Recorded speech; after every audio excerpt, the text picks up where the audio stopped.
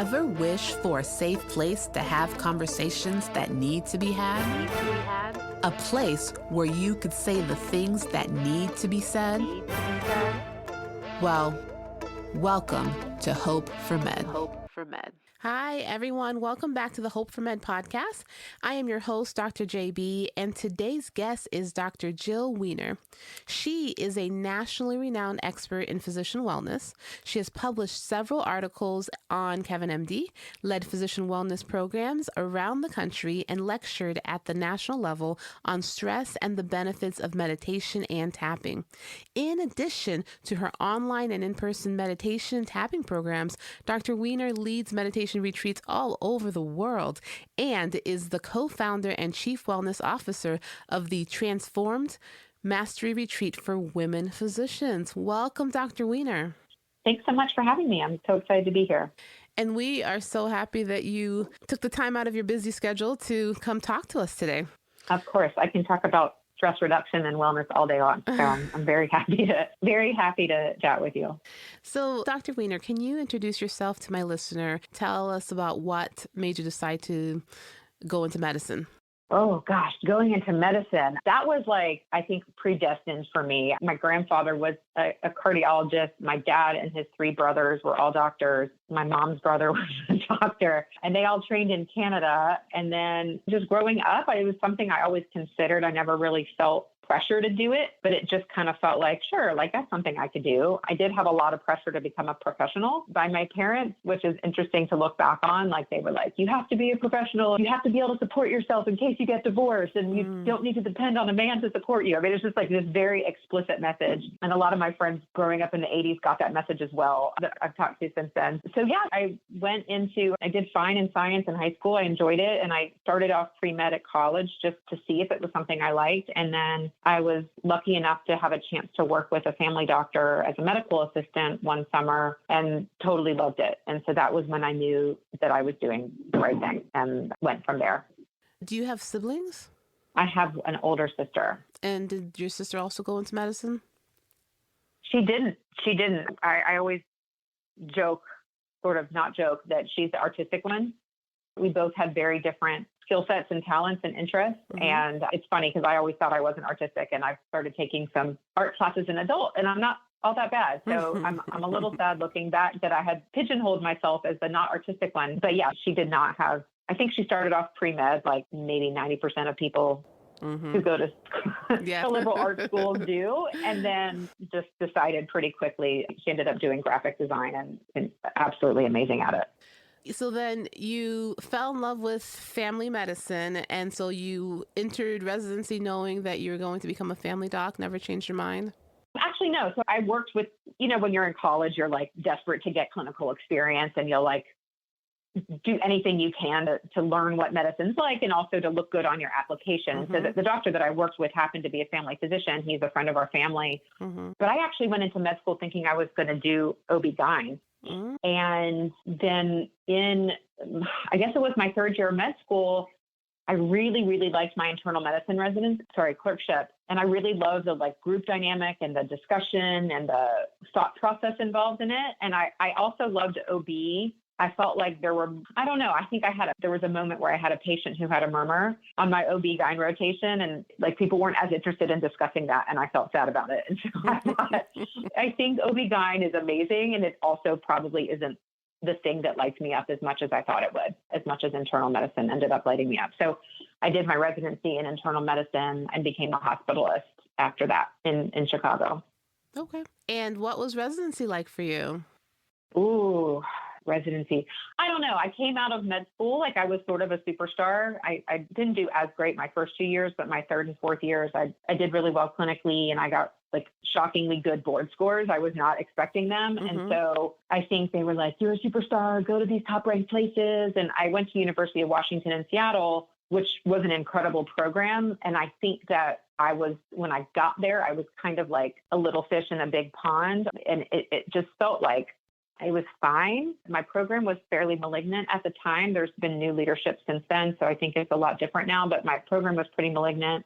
I think I just suffered from a lot of maybe imposter syndrome or self-doubt. I learned a lot. I did fine, but I never really felt a valued, I felt like a little out of place there. And maybe a lot of other people did too, but some of my colleagues had already published in the New England Journal, and I was still reading, I don't feel like I came into my own as a person, nor did I feel like I was valued as much for who I was during my time there. But I don't necessarily regret it, because I feel like I got an amazing education and was raised to be very independent and have a lot of autonomy. And I loved my time in Seattle. It's a beautiful place to live. And I feel like it was a tough place to go in there and feel like I fit in. So we hear these terminologies a lot, malignant. Could you break that down to my listener a little bit? What do you mean by that? Sure. Malignant is sort of like, I don't think we ever really use the term benign, but I would say it's like the opposite of supportive.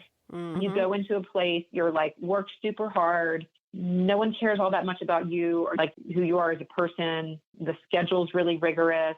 And obviously residency is going to be hard anyway. But we got some like citations for our work hour stuff. And there was a lot of pressure, and it didn't feel, and honestly at the time, it's not like I was dying for meditation courses and they weren't giving them to me. I was not interested in like wellness type stuff, but I think there's a way to care about the human being without even talking about wellness. It's just feeling like you matter. And our leaders, I didn't know my program director and the associate program director.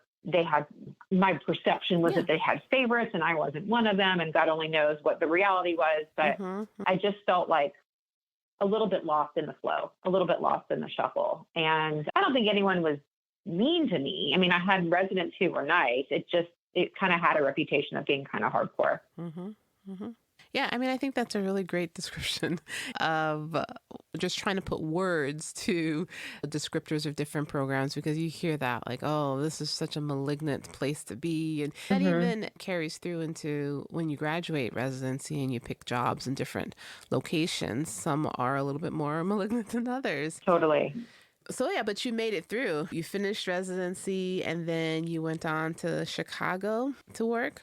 I did. Yeah. My sister had twins right the day before Hurricane Katrina. So like August 28th of 20, whatever year it was, 16 years ago, her twins were preemies. They're fine now. They're 16 and totally healthy. But I just remember thinking, why am I so far away from family? I grew up in Atlanta. And so I really wanted to move to Chicago. I did college in Evanston, Illinois. So I knew the area, and I still had some friends in the area, and just really I had my adventure in Seattle, but I wanted to be closer to my sister and her kids. And I think by the end of residency, I was ready to get out. And it's funny, even now talking about it, I can feel in my body this like icky feeling in my chest talking about residency, which is so weird. I don't feel like I talk about it that often, but it's sort of like that feeling comes up pretty quickly, which leads me to realize that there's some unresolved issues there. Well, my argument has always been that burnout starts early. Right. Yeah.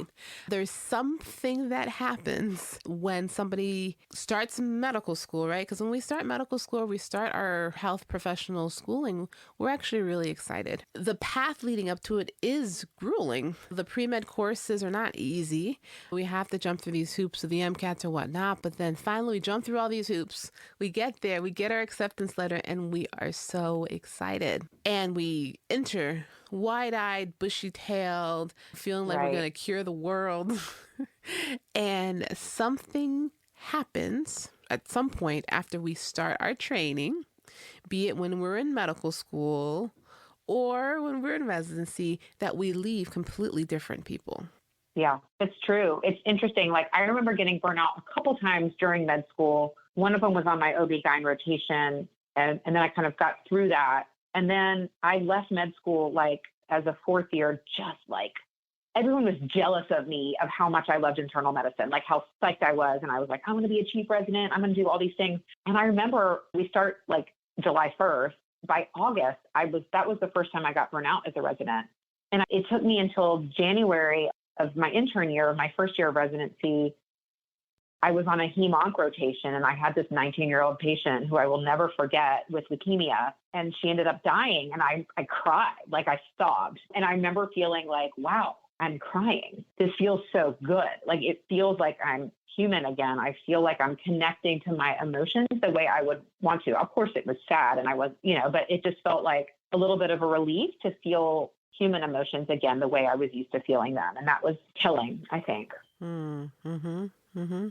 Yeah. I think these conversations are stuff that isn't held or had all that often, but it's really important because I think that our future physicians need to enter into the field of medicine with eyes wide open.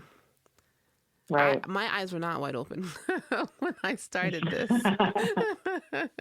They were just like, I just had like stars in my eyes. I was just so excited. And I think it's important. You should be excited. It's a huge achievement, but there's a reality to it that isn't really talked about that needs to be addressed. And it needs to be changed, but they need to know the reality of the situation. Absolutely. And that's what conversations like this do.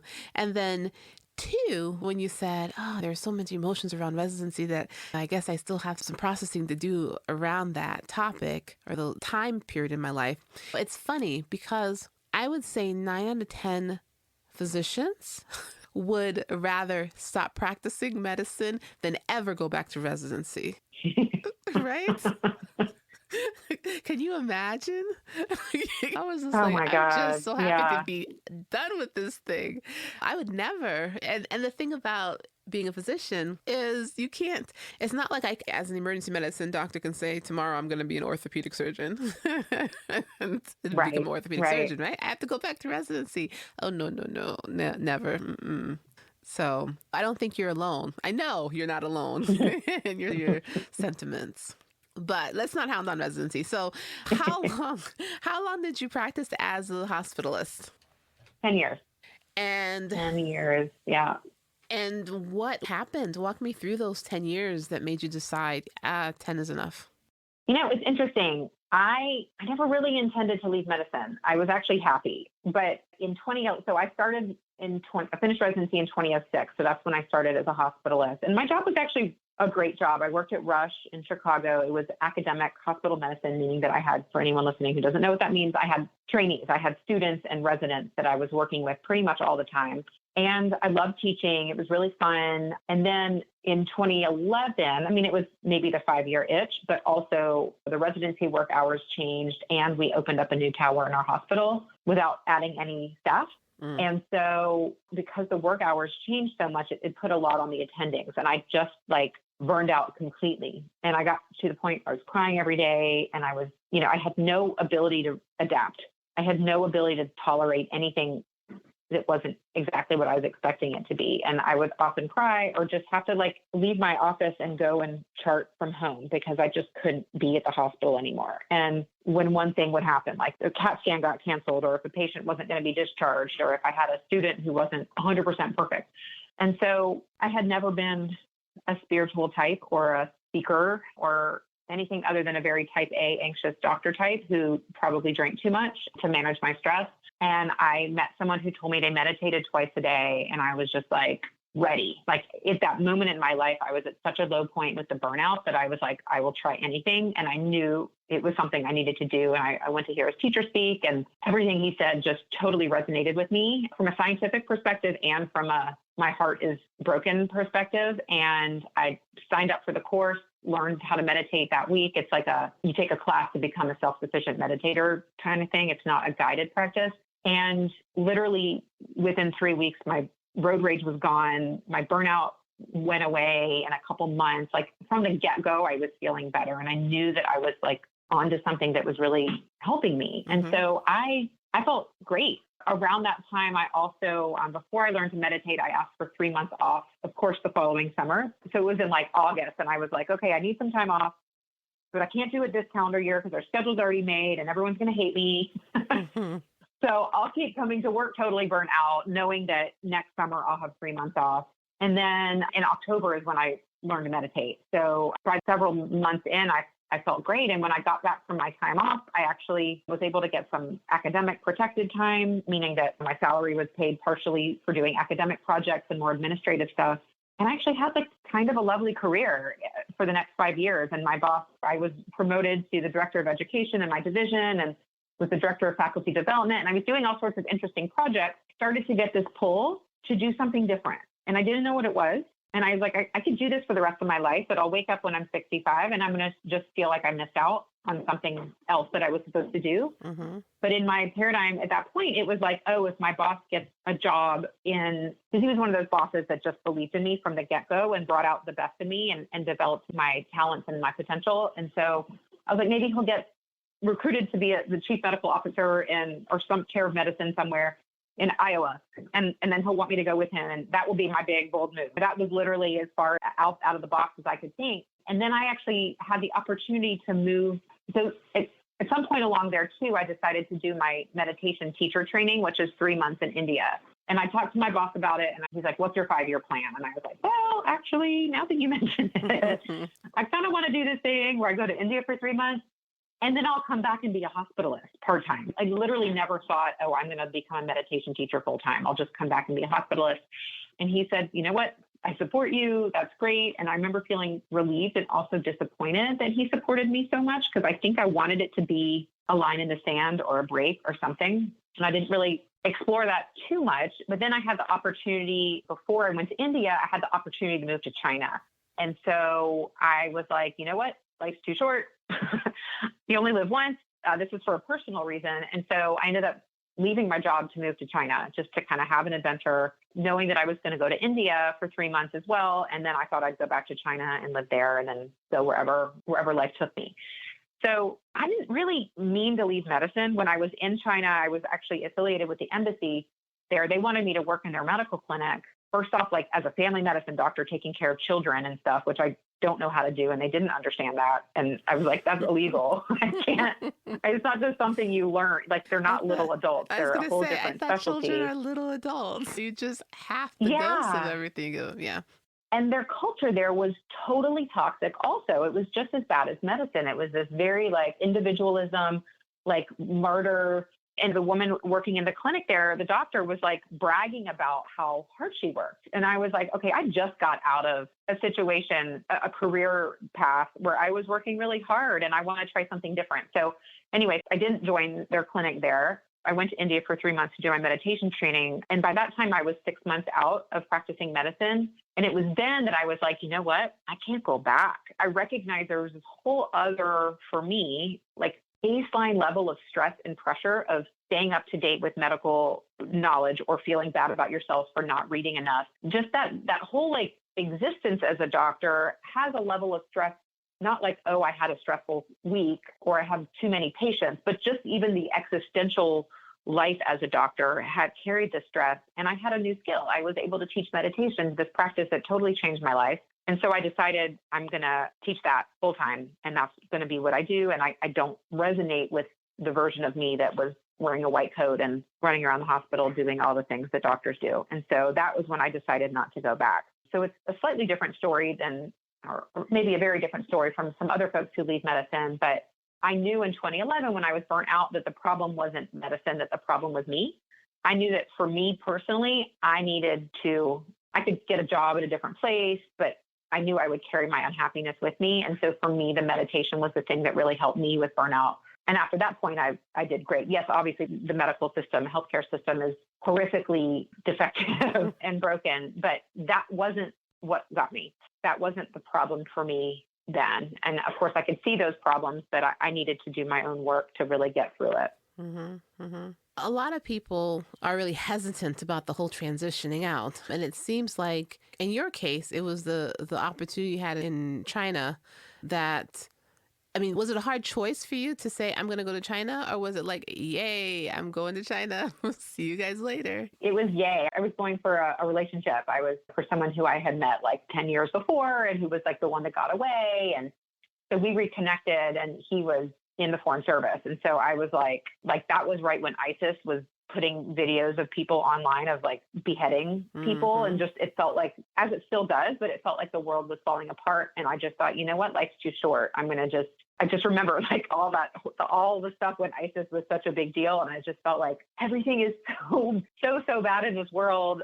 I'm just going to take, because I'd already started to get that itch of something different, and it looked very different than what I thought it would be. But I was psyched, and it felt weird to leave my job. But again, like even when I left, I gave notice, and I wanted to leave. My 3-month notice or something would have been like early summer. And I got a lot of pressure from my job to stay through the summer, because they're like, we're not going to find anyone else, and everyone's going to be mad at you when you leave. And do you really want that to be the way, the lasting impression people have of you is you leaving them in the lurch of? So I was like, all right, fine. So I recertified for my boards for 10 years before I left anyway. So I just stayed through end of September, and then I left. And by that point, I was done. By that point, I was like, I'm sort of doing this like 6-month purgatory thing where I can't really move on to follow what I want to follow yet, because I need to stay here and fulfill someone else's version of what my obligation was. And so at that point, I was ready to go. And I was excited to like be in love and having this adventure. And I think I cried on my last day when I left. Like I was, because my best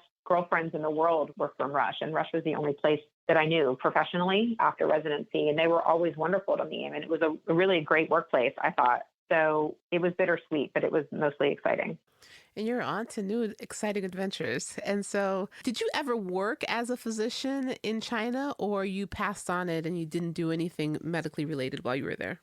You know, I didn't, because partially of what I already mentioned, not wanting to get sucked back into that mindset, but also I knew I was leaving for 3 months to do my meditation teacher training in India. And so I didn't really, before I moved to China, I didn't try to get a job, because like, who's going to hire someone that's going to then be gone for 3 months? So when I got there, one of the cool things you can do as an expat is you can reinvent yourself a little bit, particularly depending on where you are. But I thought maybe I'll get a job at the CDC or the WHO, which were all headquartered there. And I had some connections being part of the embassy. And actually the Joint Commission had some projects they were doing internationally. And so I actually met a woman there to see, so if I could get involved in science or healthcare, but in a different way. Mm-hmm.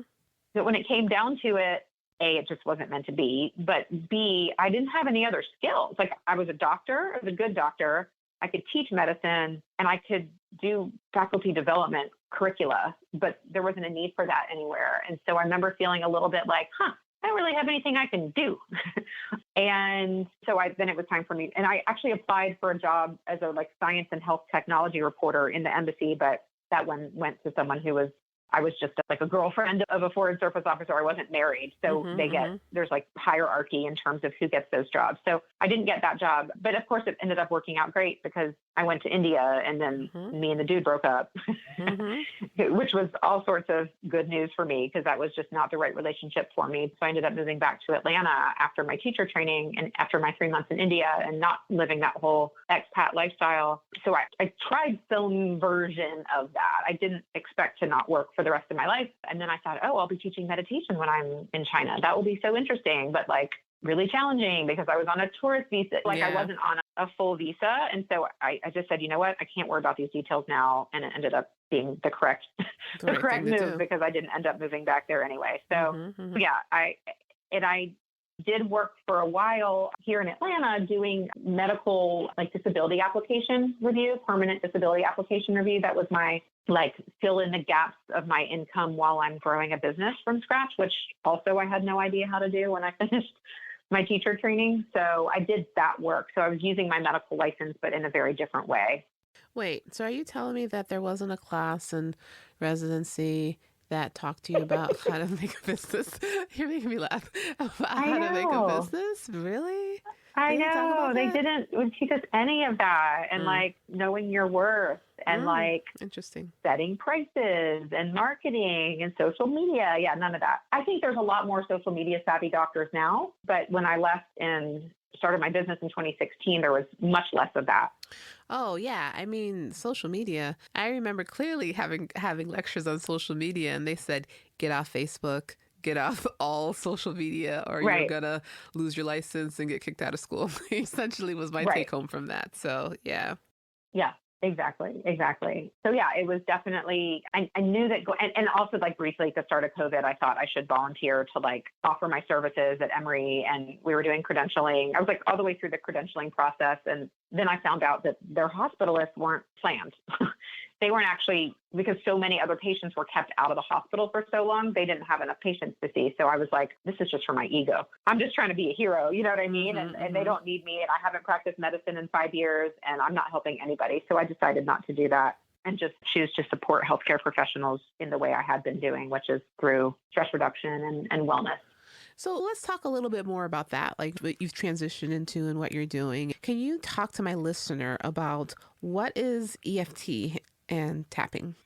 Sure. So EFT is called the Emotional Freedom Technique, or tapping. My first foray into wellness as a doctor was meditation. And that was my first entrepreneurial career shift after clinical medicine. And then it turns out that meditation doesn't fix everything, which I was you get indoctrinated in any training that you do. We got indoctrinated in medical school. I got a little indoctrinated in my meditation training, thinking like this can fix everything if you just meditate enough. But I meditated plenty, and I still had stuff that I needed to work through. And I was going through a tough period in my life, and I met a woman who was a tapping practitioner, and I did one session with her, and it was like I felt like myself for the first time in months. And part of it, I was just putting a lot of pressure on myself as a meditation teacher that I'm not supposed to have problems and that I'm not supposed to be human, which is totally not true. But at the time, that's kind of what I felt pressured to put out in the world, at least, and to believe about myself. And so I worked with her for a year and a half, 2 years, and it was amazing. I mean, we worked on so many things, self-limiting beliefs and traumas and difficult relationships and lots of different stuff, processing that. And then she said, hey, I'm doing a teacher training. Are you interested? And I was like, oh my God, absolutely. It was because it was so life-changing for me. I continued to meditate and teach meditation, but also was really loving the tapping. So I became a tapping practitioner in the spring of 2019 and have been doing that in addition to the meditation, and then some other work that I've gotten into around that same time as well in the anti-racism space. But the tapping has been so good during COVID in particular. The meditation you have to do regularly. The practice feels good and it's easy and you get benefits quickly, but if you don't do the practice, you don't get the benefits. With tapping, you can get the benefits if you do it once a week, once a month, once a year. You can get the benefit. You don't have to learn how to do it. It is easy to learn if you want to. And I'm actually offering a teacher training, like a beginner level one. But the tapping, it can be done in a group setting. It can be done one-on-one. You can tap on really, really deep traumas, or you can tap on, I'm mad at my husband for not doing the dishes. Like it can be any, and that was so gender stereotyped, but you can tap on anything, and you can tap on pain, and you can tap on relationship problems, on how to be making a difficult decision, phobias, traumas, all sorts of stuff. And so it's been great in COVID because I can show up in a space online for an hour or 30 minutes and make a lot of people feel much better versus a meditation course, which is like, if I'm teaching it live, it's 4 days in a row, a total of 8 hours, and then they're good to go. Or my online meditation course, which is 15 modules, and then they're good to go. And so this is like, I can do it right now with you, and you can feel better, and you can get rid of, process some of that stress and face whatever emotion, the distressing emotion that you're experiencing, you can face that right now and process that and then feel better without shoving it away and pretending that it's not there. And of course, as we know with COVID, there's just been the entire range and then some of emotional responses to what's happened. So that's a little bit more about tapping. So I still don't have a complete or a really good grasp on tapping. So is it kind of like a guided meditation, like more engaging active practice? Is that kind of what it is? That's a great question, and thank you for clarifying that. I didn't talk at all about the technique itself. So basically, it's the stress reduction technique that uses some of the same energy centers or meridians that are used in traditional Chinese medicine or acupuncture. And I've actually tried to do some research onto has this technique been culturally appropriated, because it's attributed to a white man who started it named Roger Callahan maybe 40 years ago or something. I haven't found any other evidence of it being taken from any other culture, except that these energy centers, these meridians, are the same as used in acupuncture. But instead of using needles, we use acupressure or tapping. And there's about 10 or so of these places on the face and chest. There's some additional ones you can use as well. But for the most part, we're using several on the face and chest.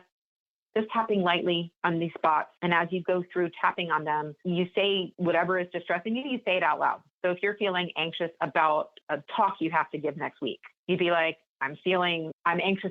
Like as you're going through the point, you say, I'm anxious. I'm so anxious. I'm anxious about this presentation I'm giving next week. I'm anxious that I'm going to mess up. I'm anxious, but there's people watching me who can make big decisions about my career, all the things. And you're saying the negative stuff over and over again, which we're not really used to in our society, in our wellness world. We're used to being like, oh, affirmations and positivity and don't feel bad, like put your energy on the positive, which I agree with a lot of it, but we're all humans and we all have emotions that are distressing and we don't necessarily always have a way to process it. And people say, sit with the emotion, just sit with it. But like, no one tells us how.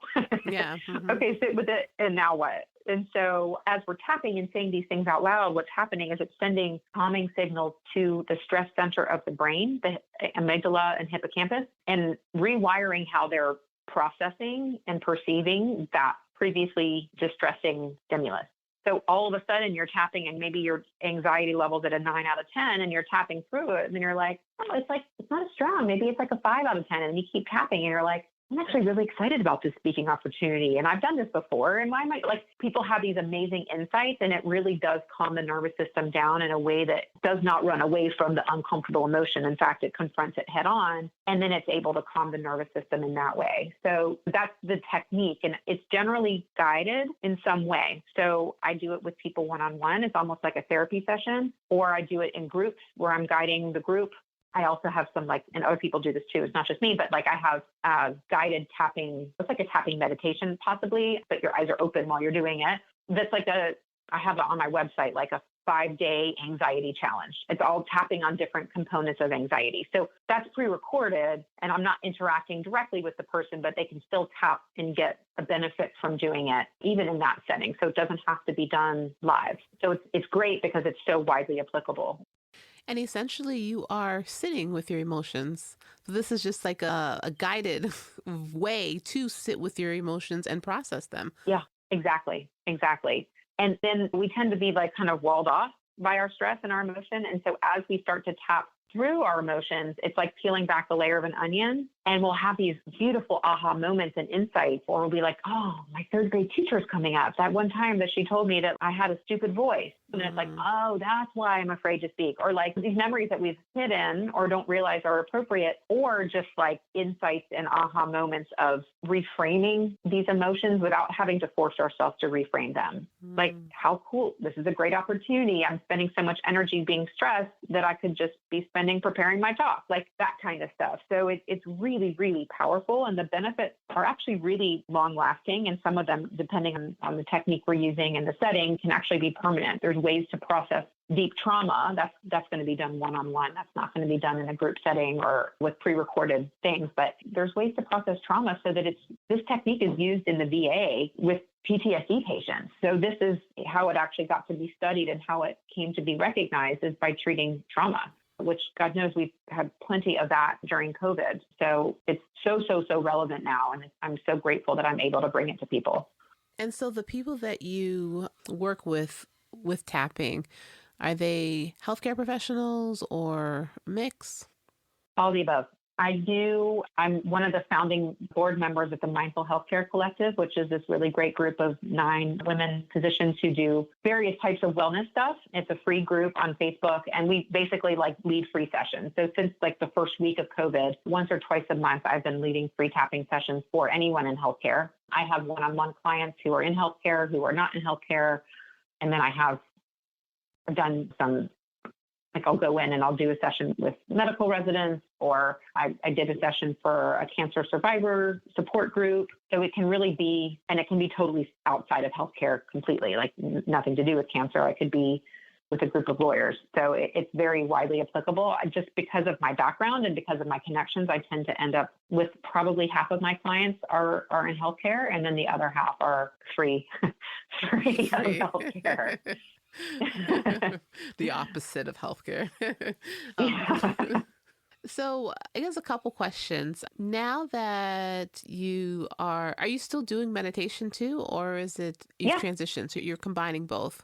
I do both. The meditation I do, I teach virtually over Zoom, like my live course, I teach Zoom, but I also have online courses, and I have one that's created specifically for doctors that has 6 hours of CME accreditation. So a lot of people take that, and I'm doing some research projects involving that right now with larger organizations and lead meditation retreats for women in healthcare. So I still do that a lot, but I've also been incorporating tapping more into my retreats. And I would say on a day-to-day basis, more of what I'm doing is tapping, but I still do kind of larger projects and larger events for meditation. And is there a certain amount of time that you should be tapping for it to be effective? Or is this something that could be done like 5 minutes, 10 minutes? Is there a time limit to it?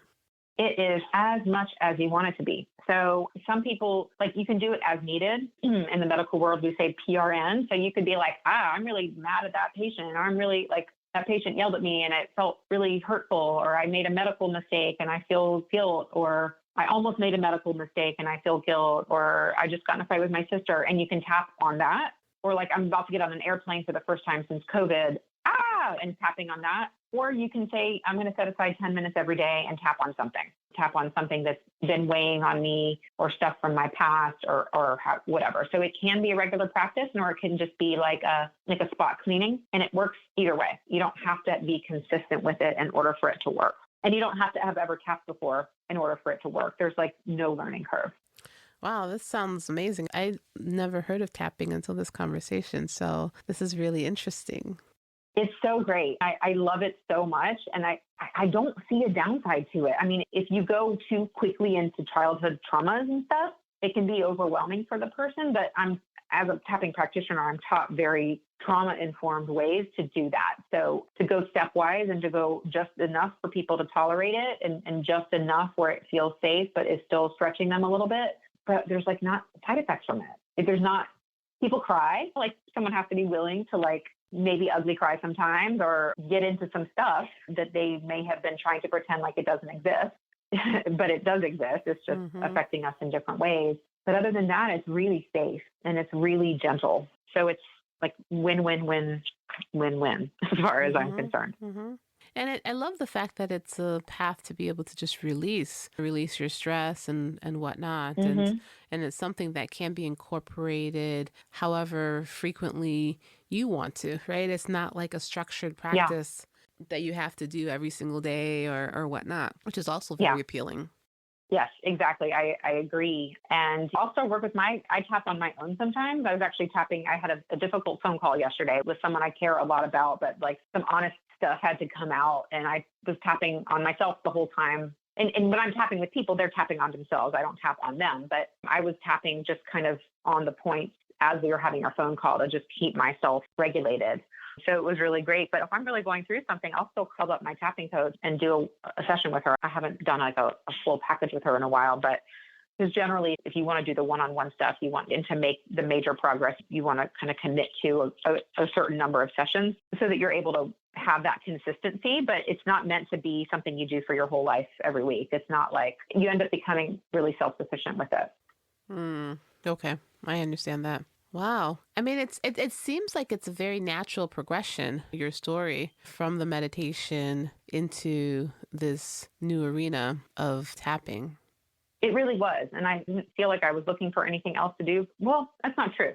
The meditation was great, but it felt a little bit like, okay, I wish I had some other tools. And I was kind of looking for stuff. But when I first started tapping, I was just looking to process what I was going through. And I wasn't thinking, I'll end up doing this professionally. But yeah, it's been such a gift in so many ways.